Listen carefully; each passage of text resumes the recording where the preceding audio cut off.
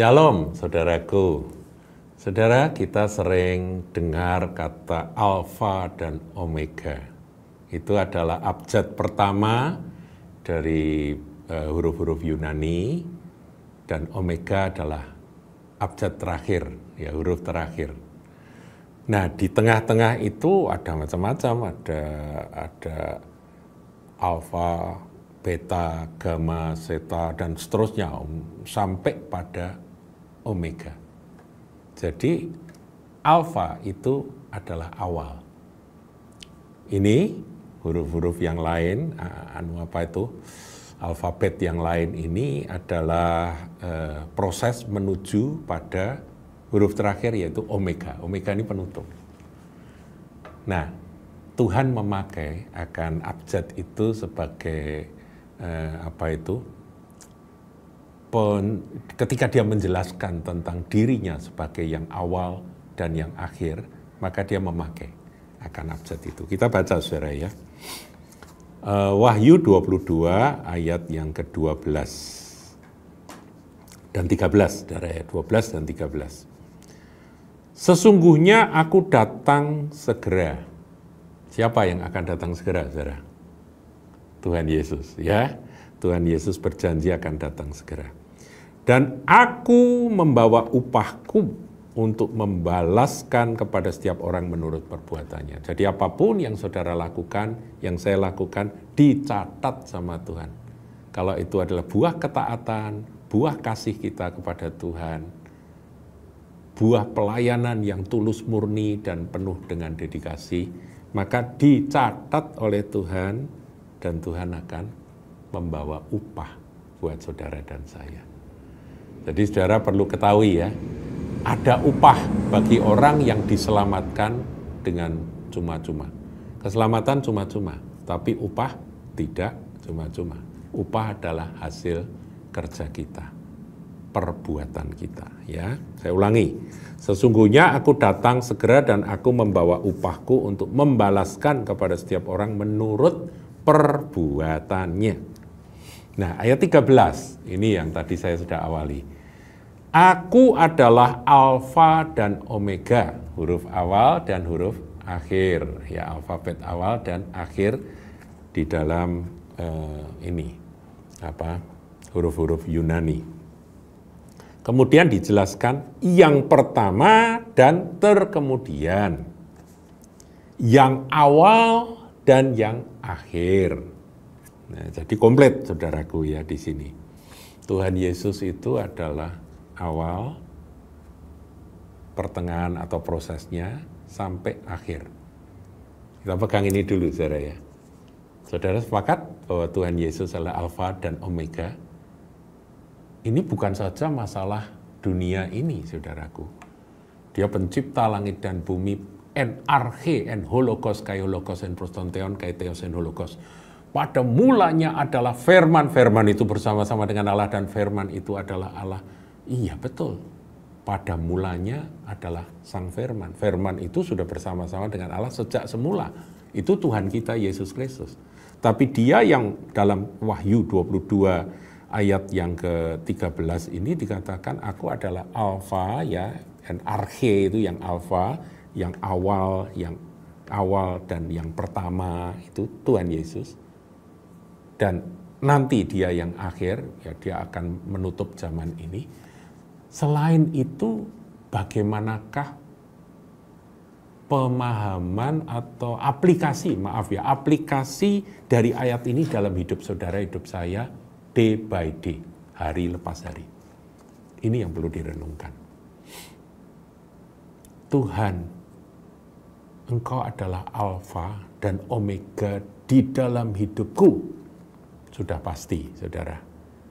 Kita bisa lahir di bumi itu karena Dia. Dia adalah pencipta kita. Tapi ketika kita lahir baru, terima Yesus, itu adalah alfa di dalam hidup kita. Dan sejak kita menjadi milik Kristus, seharusnya perjalanan kita menuju omega tetap di dalam Kristus. Sebab Dia alfa, beta, zeta, semua sampai omega dalam perjalanan hidup kita.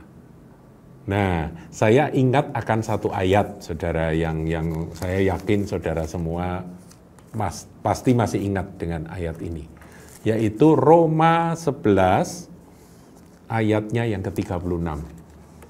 Entah bagaimana ketika dulu saya dan istri membuat undangan pernikahan. Waktu kami menikah, saudara, kami bikin undangan, kami cetak undangan. Waktu pilih ayat itu saya pakai ayat ini. Saya pakai ayat Roma 11 ayat 36 ini. Tentunya pada waktu saya menikah, pada waktu saya memilih ayat ini, pemahaman pengertian saya tentang ayat ini ya tidak sedalam sekarang. Ya, sekarang saya sudah usia lanjut ini, saya tentunya lebih memahami akan makna yang sesungguhnya dari ayat ini. Baca ya, saudaraku ya. Roma 11:36. Sebab segala sesuatu, apa saja saudara? Namanya segala sesuatu itu ya apa saja, namanya segalanya dalam hidup kita. Adalah dari Dia. Jadi kalau kita kaitkan dengan aku adalah Alfa, itu pertanyaan kita, apakah ketika kita mengerjakan sesuatu itu dari Dia? Inisiatifnya dari Dia. Yang mengawali itu adalah Dia atau bersama dengan Dia. Dengan pimpinan rohnya. Atas desakan dorongan rohnya. Ini perlu sekali, saudaraku. Dalam doa-doa kita selalu Tuhan Engkaulah Alfa. Untuk itulah kita ini menyadari, saudaraku, bahwa kalau kita mau ikut Yesus, syarat pertama apa? Barang siapa mau mengikut aku, dia harus menyangkal dirinya. Jadi apapun dalam hidup saudara, hidup saya, kita mau apa saja, itu bukan aku, tapi Engkau Tuhan. Karena aku harus aku sangkal kan. Nah, tapi ada orang-orang yang karena kemauannya kuat, dia strong will, kemauannya kuat, dia menginginkan sesuatu dan dia tidak peduli apakah Tuhan menyetujui, merestui, Tuhan memang punya mau yang sama dengan Anda, pokoknya aku mau kejar itu. Tentunya dengan pertimbangan bahwa ini baik gitu ya. Jenis pelayanan tertentu dia kejar, jenis pekerjaan tertentu dia kejar. Kalau seorang pemuda ya gadis yang dia taksir, dia kejar habis-habisan, nggak peduli Tuhan menetapkan itu jodoh atau bukan. Ini ada orang-orang jenis seperti ini, saudaraku. Kemauannya kuat banget. Disitulah firman itu berlaku. Barang siapa mau jadi muridku, dia harus menyangkal diri. Jadi disangkal dulu, terus dibawa kepada Tuhan. Tuhan, benarkah ini kehendak-Mu? Kalau tidak, biar Engkau matikan. Sudah terlanjur jatuh cinta pada gadis itu, tapi kalau Tuhan bilang bukan, ya sudah, dia surut mundur, saudaraku. Dia ingin banget untuk sukses dalam satu bidang usaha, ada peluang. Tuhan berkata tidak, surut mundur, saudara. Harusnya begitu. Nah, kepekaan ini harus kita kembangkan dengan satu kesadaran bahwa He is the Alpha.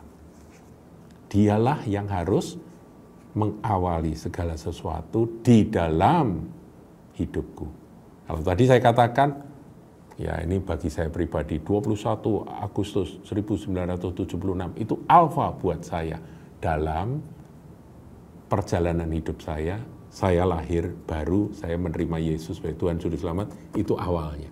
Tapi sejak itu saya harus, segala sesuatu harus menerapkan ini. Adalah dari Dia. Apakah ini dari Dia? Apakah ini dari Dia? Itu banyak gagal, saudara.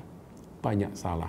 Kita harus dengan rendah hati, lemah lembut, minta pimpinan Roh Kudus, dan kita mau menyangkal diri dan memikul salib, saudara. Memikul salib yang Tuhan pasang buat kita. Jadi tidak semua dalam perjalanan hidup kita itu yang enak-enak saja, yang nggak enak juga ada. Tapi saudara kalau mau ngerti tentang sangkal diri, pikul salib, itu ada pelajaran tertentu yang merupakan paradigma baru tentang sangkal diri, pikul salib. Itu ada, nanti bisa ditaruh di thumbnailnya. Kemudian dan oleh Dia. Nah, ini perjalanan. Tadi saya bilang ada alfa, ada beta, ada gamma, zeta, dan sebagainya. Itu sampai omega, itu perjalanan, saudaraku, itu oleh Dia. Nah, dalam aku melakukannya, apakah dengan kekuatanku ataukah dengan kuasa Roh Kudus? Awalnya betul, Tuhan punya mau, tapi yang mengerjakan adalah kemampuan kekuatan kita. Kita nggak berdoa, nggak merendahkan diri, minta urapan Tuhan. Nah, itu berbahaya, saudaraku, dalam pelayanan, dalam pekerjaan atau apa saja. Kemudian yang terakhir, dan kepada Dia. Engkau tujuan akhir dari semua yang aku lakukan untuk kemuliaan. Bukankah tujuan hidup kita adalah memuliakan Tuhan dan menikmati Dia selama-lamanya. Bagi Dialah kemuliaan sampai selama-lamanya. Itulah Roma 11 ayat yang ke-36. Paham ya, saudaraku ya, kembali kepada Wahyu tadi ya 22, saya ulangi. Ayat 12, sesungguhnya aku datang segera dan aku membawa upahku untuk membalaskan kepada setiap orang menurut perbuatannya. Kira-kira perbuatan yang dapat upah itu yang bagaimana? Yang mengerti makna ayat 13. Tayangkan, aku adalah Alfa dan Omega. Engkau yang mengawali apapun yang aku lakukan Tuhan. Dan Engkau yang mengerjakan di dalamku. Dengan kuasamu, tak oleh kuat, tak oleh gagah, tapi dengan rohmu, itu yang mengerjakan. Dan akhirnya semua hormat kemuliaan hanya bagi Engkau, bukan bagiku. Itu yang akan dapat upah. Awal, pertengahan, akhir.